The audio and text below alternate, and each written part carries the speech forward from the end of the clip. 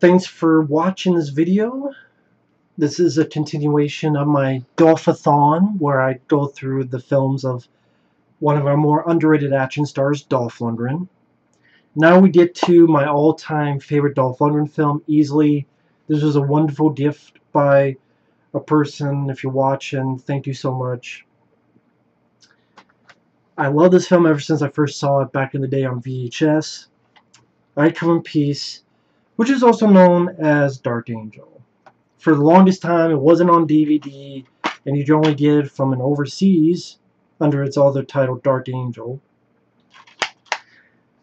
Then it got released in sort of a DVD-R type of thing in the US, until ultimately Scream Factory released this on Blu-ray.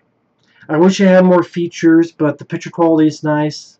I like that they used that cover. I like that the film is titled I Come in Peace, because I always preferred that title. I never understood the Dark Angel title. Like, there are no fucking angels. What, they're calling Matthias Hues a Dark Angel? That's never referenced in the movie. No one ever talks anything of religion or dark angel. None of that is in the... It's just an out-of-the-blue title, Dark Angel. And it makes me think of other stuff that's been called Dark Angel. Wasn't there a TV show called Dark Angel? With like Jessica Biel or Jessica Alba or something like that? Or I'm thinking of another thing. I much prefer this. It fits better with the movie. The villain says it twice, including one of the most epic scenes in an action film ever. And this movie is not only my favorite Dolph Lundgren film, it's one of my favorite films, period. Yes, I can say that with a straight face. Why? People can look at it and go, well, man, it's a typical buddy cliche film where you have the cop who's a maverick, and then you have the uptight guy, this being an FBI guy, and they don't get along, and by the end of the film, they're friends. But this film does a lot of things right, and dare I say, does a lot of things that are pretty original. It's not every day you get an alien drug dealer from outer space whose drug is the endorphins in a brain, where they get from shooting you up with heroin and this cool device that makes you not only immobilized but gets the endorphins going. Then, like Wolverine, puts a spike out, jams into your forehead, sucks the brain juice out. There's your drug of choice. And then also has this gun, which in the interview they mentioned they took the gun from RoboCop and they modified it. Thought that was cool. This gun that will tear a hole through your entire building. Powerful fucking space gun. CDs that shoot and bounce off and hit people's necks. You don't see that shit every day. That's pretty damn original, and the film doesn't get credit for that. And it does everything so well. It's what I want in an action movie. I always mention pacing, because there are films that are sometimes too long, and they feel like they're gone with the wind, and they need every inch and every grain of sand, every spot of film, which they don't. This film moves at a brisk pace, a great 90 minutes, sit down, easy to watch, not a boring second in sight. The music by Jane Hammer, the guy who worked on Miami Vice, the TV show. Incredibly underrated score. I wish this was released officially on a CD. I would happily buy one. The best bet you can find is some remixes people did on YouTube, or some that they just took the audio from the movie and put it up. But I wish there was an official CD. Which makes sense. The guy shoots CDs. Why not have an official CD? I would love that. That would be fantastic. Because it's a great story. I love the main theme. But also the more quiet moments, the story fits very well. Is used effectively. I even don't mind the song at the end. Touch Me Tonight by Shooting Star, I believe is the band's name. Dolph Lundgren does a great job as Jack Kane. Sorry. His partner gets murdered. These drug dealers he's trying to find, called the White Boys, which I know is a weird name for drug guys.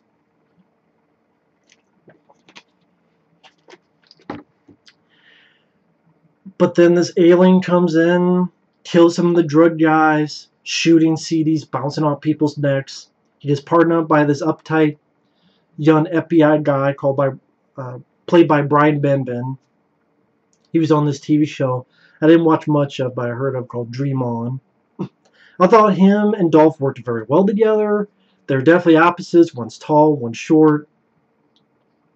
But they had great chemistry. They worked very well together. And I liked the development of Benben's character, where he goes from uptight at the beginning, but then when you get into the third act, so many fun moments with this character. When he shoots the car that the alien's in. He's like, oh, right! The alien comes at him. Oh, shit! Oh, fuck! And gets back to the car. Or during a car chase, he's trying to tell Dolph, get on the street, get on the street! Turns, sees the alien. No, stay on the sidewalk, stay on the sidewalk. This movie uses humor right. It's still a serious film. They take the villain seriously. It's not a joke, but there's fun, humor, and levity.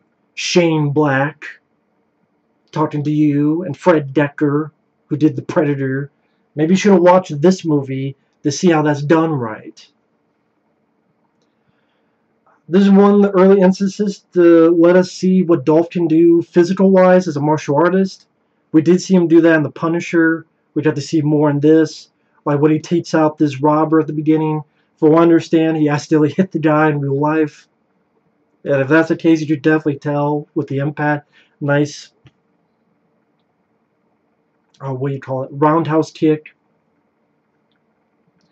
And this is a movie I watched so many times since I was a kid that I remember so many weird things. I remember, the score.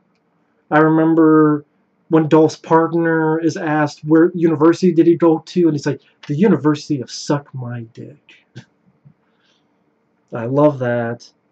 I always thought that if someone asked me what university I went to, I would go the University of Suck My Dick. But then, like, no one would know what the hell I'm talking about, and you have to explain it. Explain it ruins the joke. I thought the coroner, played by Betsy Brantley, yeah, she didn't have much with her character, but I thought she worked fine. She wasn't annoying. She wasn't irritating. She worked well with the film. The love story worked just fine. It didn't overpower the film. Because what we're going into it more is for the action experience. And these two guys and the buddy cop cliches, which, when they're done well, it's fine if it's cliched, if it's done well. And this director, Cradar Baxley, he came off of Action Jackson, which I like. After this, did Stone Cold with Brian Bosworth, which is a great film. And that's a trifecta of action movies that anyone could and should be proud of to have on their filmography. It's sad after that he didn't really get up to the point of those three movies, including this one. But this showed that he could take a small budget. This was like $5 million, give or take, and it would quadruple that. I've seen movies with, Skyscraper with The Rock has nothing on the action scenes of this movie. Even something as simple as Dolph taking out the robber at the beginning to... There's a good alien cop that comes down to chase the bad alien, played by Matthias Hues, who has a great look and presence to him. Very intimidating looking guy. Just Matthias Hues, the look, again, how big he is. Again, just a very memorable villain. Has a wonderful presence to him. And because he was so big, there's many times he could not use a stuntman. So a lot of the stuff he's doing on his own. So there's a point in a garage where the good alien is shooting car after car after car after car gets blown up for real. And there's a real person, Matthias Hues, running and jumping from one rooftop car to the other as these explosions of car after car. Imagine if he slipped. Imagine if he fell. He'd be foobarred. But no, he's excellent stunt sequence. You get not one but two car chases, including the second one that goes through a mall. Again, the way the director did certain sequences, like the alien shooting the CD out, and you see the POV of the CD going towards people and bouncing off and going to this person. Almost like a little bit of Evil Dead variety in those shots. They made the film energetic and cool and memorable. The other actors did fine. You have Michael J. Pollard, who's a character actor that's been in a lot of stuff. Split Second, Scrooged. He was in Sleepaway Camp 3. He makes a small appearance. The other actors do fine. Perfectly fine in their roles.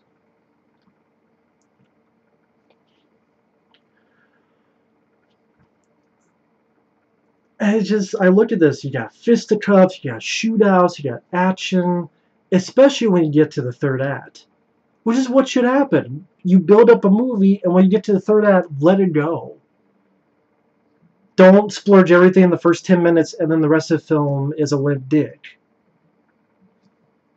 No, this did it the right way. As Brian Benben and Dolph bond with each other, you know, Brian Benben's like, you know, usually I follow protocol, but I think we should kick some ass. They give Brian Benben stuff to do as well as Dolph. Like Brian Benben has a space gun, going to level 2, level 3. Both of them dodging firepower from the alien. Pieces of buildings exploding as they're dodging. Dolph trying to fight being overpowered. There's one shot later where Dolph has a shotgun pumping round after round after round into the alien. Or they're being chased and he gets all these gasoline barrels, shoots it, blows it up.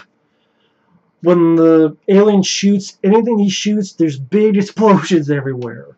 Which is what you want to see. If you want to have a giant fucking space gun, give some goddamn real explosions. No cartoony CGI. There's invention, imagination, incredible amount of usage of stunts for a low budget. And it shows that if someone like Cradle Baxley, he could do it.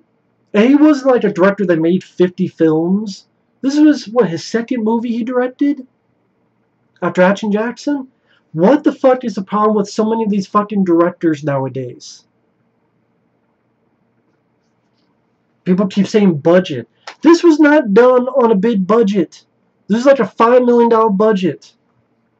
But yet, I look at films like Bullet to the Head with Stallone. Didn't have, what, like a $50, $55 million budget?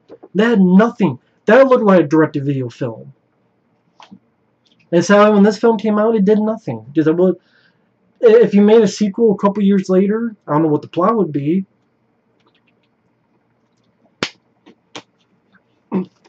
I think it'd be cool if the two guys went up against another creature that wasn't human. I mean, glad this wasn't human, but I mean, that also did not look human. You know, maybe did a big, you know, effects guy like a Chris Walas or something doing like some type of creature or creatures or something. You know, call it They Come in Peace. If I come in peace, then they come in peace. I don't know, I'm just thinking off the top of it. I'm sure there are better ideas. But yeah, I mean, nowadays, no, it's too late. But, you know, a couple years after this would have been neat. But you're not going to get that. The film bombed. And that's what, you know, sets about Dolph's career. This is why I wanted to do this. The Punisher, everything is great, but got fucked over because the company went under and went straight to video. Red Scorpion was great, but then it got fucked around and barely released. I Showed on Low Tokyo was great, but then got released in like, what, 100 theaters? Maybe 200 theaters at most? This got released and nothing happened, which was bullshit. Credits trashed it, even though it has a lot of originality to it, like I mentioned at the beginning, but none of the credits fucking mention that. Fun pieces of dialogue. I mean, come on. It ends with, you know, Dolph does this great thing, kicks him, impales the alien. The alien goes, "I come in peace," and Dolph's like, "And you go in pieces, asshole." To me, one of the best one-liners in an action film. I love that scene to death. Like, that's how you end a movie. That's how you end an action flick. With sci-fi, and dare I say a little bit of horror, because some of the stuff the killer does is pretty horrific. Whether it be man or woman, black or white, doesn't matter. Go fucking puncture your head and suck your brain juice out. Again, you get to the last 30 minutes, it's you'll deal with the alien, getting his endorphins, getting shot at. The white boys come try to fuck up, the aliens fuck him up, another car chase. Funds that were Brian Benben getting shoots him. Oh yeah. Oh fuck.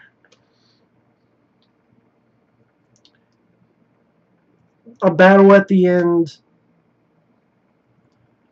Dolph's trying to do some, physical stuff, using, pieces of wood.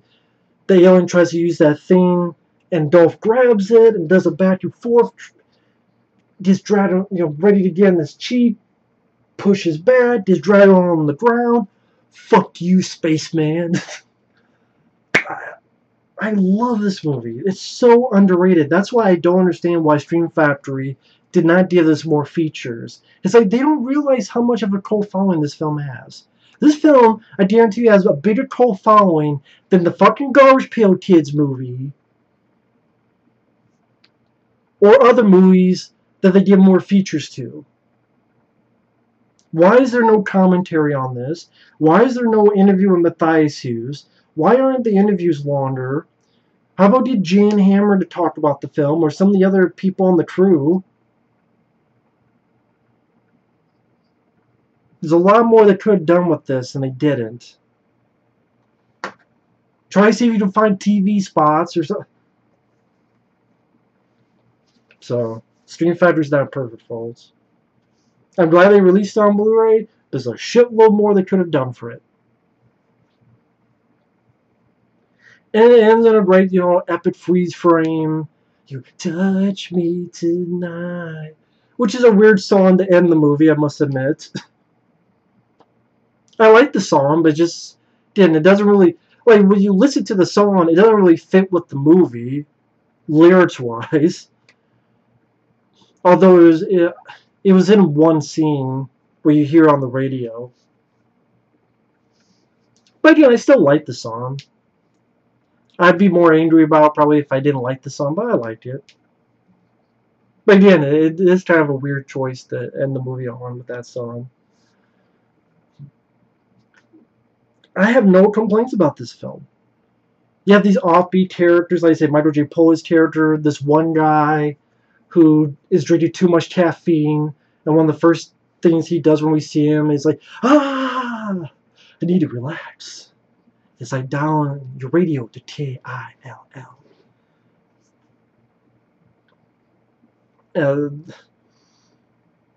So you have some fun, like, quirky performances mixed in there. Again, Jan Hammer's music, not just the main theme, but the rest of the score fits it like a glove. I wish the musical score would be officially released. I wish that was the case.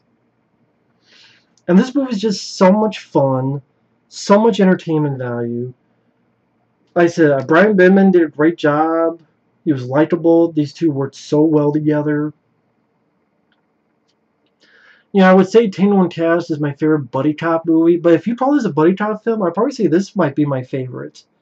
Because it's that mix of those buddy cop and action horror. Which you saw a couple of times, like The Hidden. I like The Hidden. I do. I do like this a lot more, though.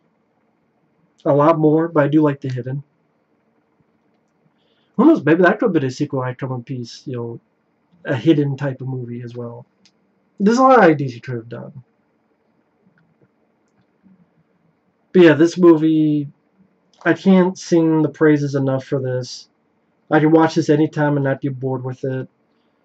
Love this film to death.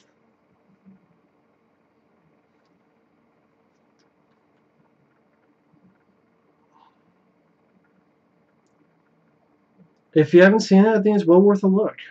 I think for a lot of people, they like this film too. This is definitely a film that when I mentioned to people, they, oh yeah, that's a pretty cool flick. Probably a film that got very popular on VHS and maybe cable. I didn't see it on cable, but maybe others did. But yeah, I Come in Peace is a classic. Love this film. Good cop, bad alien, big trouble. It's not a close encounter. It's the last. I come in peace, and you go in pieces, asshole. Yeah, I can't praise it enough. I mean, it's the reason why I keep that and the DVD. That's how much I love the film. This is the DVD from overseas. It was great to see, and Dolph did a great job. You know, people say he can't act and this and that. I thought he did a wonderful job here. He was likable. He was easy to root for. Oh, of course, 1990, Predator 2 came out the same year. That also dealt with a cop dealing with an alien. I still put Predator 2 above. But I love I Come in Peace to Death. Like both those films would be in my top 10 favorite films of all time. That's how much I love those two. But I guess there was a time where they did just that stuff and it worked. It was great to see Dolph in that kind of movie in his career, deal with the sci-fi, a little bit of horror element. And he was fine in acting. People make fun of him all they want. I disagree. I think he did a great job in this flick. Benben, I don't remember what else he did after this. It was cool that they got him for an interview on that Blu-ray. And they seemed pretty proud of the film, which is nice. But yeah, I don't know what Brian Benben did after this. Didn't seem like too much, at least that I saw and remember. But yeah, they worked very well together, and they were a good team. But this will always be my favorite Dolph Lundgren film. Ever since I was a kid to this day. Great movie. Criminally underrated. How action films should be. How The Predator should have been. Shane Black and Fred Dekker. Watch and learn from these movies. Please. But they're not going to listen. And that's how it goes. Either way, thanks for watching. Take care, and we'll see you guys later. Bye-bye.